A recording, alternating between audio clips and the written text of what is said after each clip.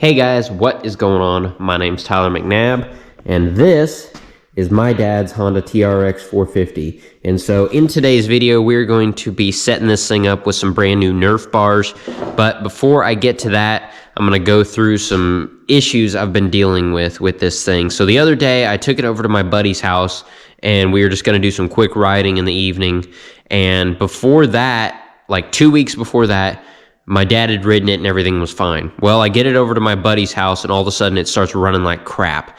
And by what I mean by that, if I have a clip, I'll post it up in here. If I don't though, basically what it was doing is like 0 to quarter throttle, it was 100%. It was good, no issues. But the second you got on it or got above quarter throttle, it just bogs out super hard, just like falls on its face, super bad. And so I was like, what the heck is going on? So my thought was, it was pretty cold that day. It was like, mid 30s. I was like, maybe this thing's sensitive enough that I've got to change the jetting. So I brought it home, changed the jetting. Absolutely nothing changed it. I went from, it's got a 168 in it. That's what it had and was running good on it. And I went down to a 160 and all the way up to a 180. And no change at all. It did the exact same thing. I changed the needle position, the exact same thing. And so I took the carb apart. Everything was good to go inside of it. I just rebuilt it not too long ago, really. And so all the gaskets are good. All the jets are good. There's no clogs, no nothing. There was nothing inside of it. The carburetor's good.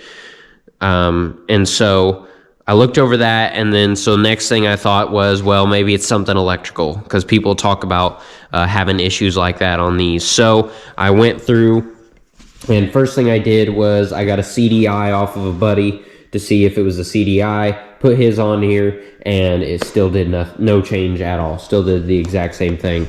And then I decided that I was going to try a different stator. So luckily, a buddy of mine, big shout out to Shane Cooper, donated a motor he had sitting around. And so I took the stator off of it and slapped it on there, and still no change at all.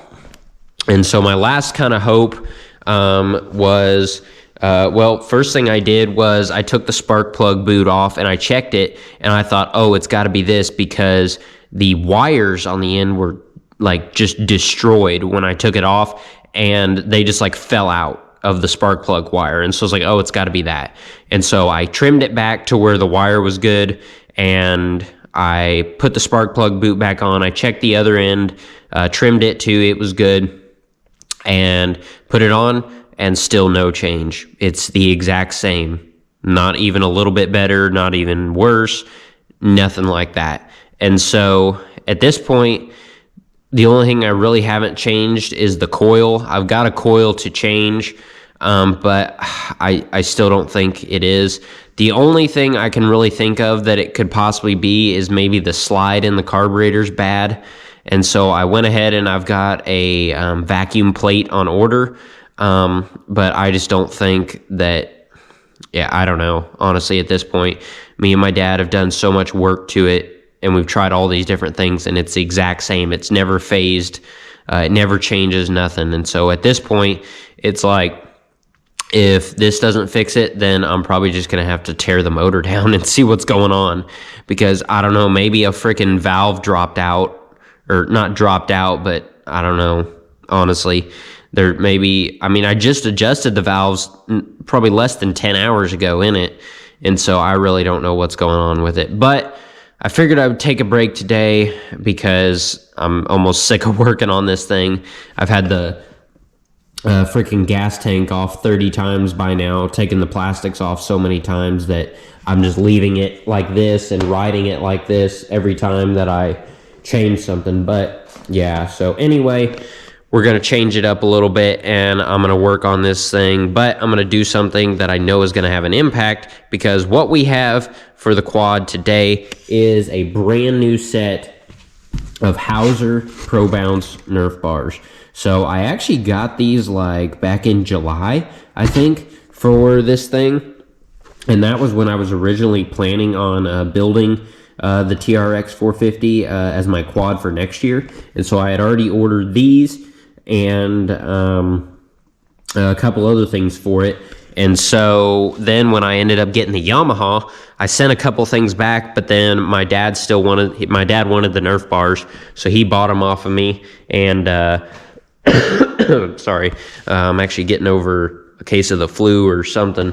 So, but getting better now. So anyway, sold those to my dad, so he's gonna put those on this quad, because right now they have these cheap Nerf bars from Alba, which they're Alba, but I've seen so many different brand names. I think Rock, Tusk, they're all the same cheap Chinese Nerf bar. And I even saw one today on like one of the Facebook groups, and the brand name was like Kuafa or something, you know, just some Chinese brand name. And it was like, yeah, these are, in my opinion, these are not good Nerf bars. If you're on a budget and you do very minimal hard riding, then I guess you can go for it. But I would, in my opinion, I would not recommend these Nerf bars to anybody, because the guy that had them before me, not only did he break this side and have to re-weld it back on, the same thing happened on that side. He had to re-weld it. And then if you notice, the heel guard is missing. So the other day when my dad was riding it, he got back and I said, are you missing something? And he said, what are you talking about? And I looked down here and the heel guard is just gone. It just broke. Like, here's the plate where it was welded in the corner, and it just snapped off.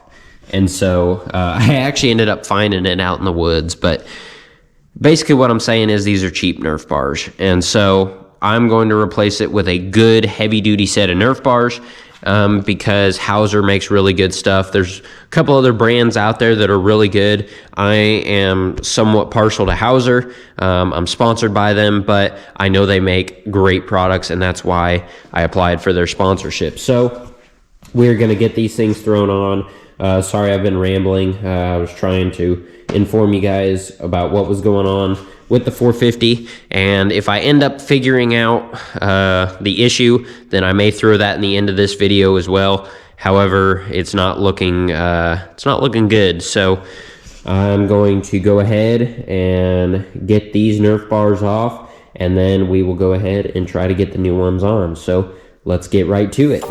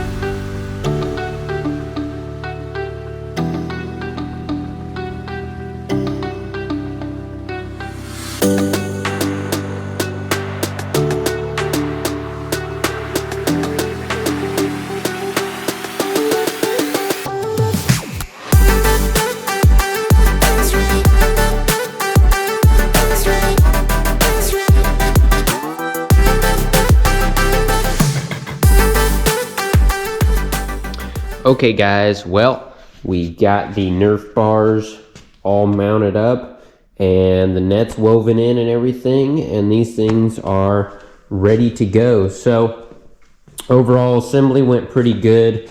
I did have a little bit of trouble with this left side, the clutch side Nerf bar. It turned out when I was mounting it, these bolt holes were not lining up, and so I think what happened is just from the factory, this one didn't get bent quite enough, and so this whole assembly was still bent inward, and so it wouldn't let these line up. And so what I end up doing is mounting up the foot peg and everything, and taking some like 2x4s and stuff to brace this up, and then I had to end up bending it outward to get this in. So big thanks to my dad and grandpa actually helped me out do that. So yeah, I only showed assembling, mounting up, and all that of just one of them because it was the exact same thing for the other side as well. But other than that, it went pretty easy. So these are a really sweet Nerf bar. I've always been a big Hauser Nerf bar fan. As some of you guys may know, I've got the original Hauser Nerf bar. So this is the first generation Hauser Nerf bar here on the 400. So what I really like about these, and a lot of people do I think, is it's got this curve in here. It just looks really cool. And they continued that with their second generation. The only difference between the first and the second generation is the second generation does not have a separate heel guard like those do. So if I wanted to on mine, I could take the Nerf bars off and just have heel guards.